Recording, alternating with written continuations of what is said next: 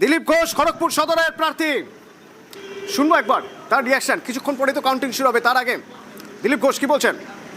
হ্যাঁ, খড়গপুরে আমরা লাগাতার জিতি আর 10-12 বছর ধরে সব ইলেকশনেই জিতি প্রায়। তো জন্য এখানে জিতটা বড় নয়, এখানে মার্জিনটা বড় করতে হবে। সেই জন্য কার্যকর্তারা সবাই প্রস্তুত আছে, পৌঁছচ্ছে কাউন্টিং হলেতে।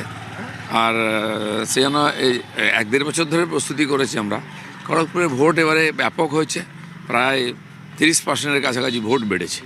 আমার মনে হয় এখানকার মানুষ, আমরা চাইছি যেটা 1 লাখ ভোট, সেটা বোধহয় মনের ইচ্ছা পূর্ণ করবেন।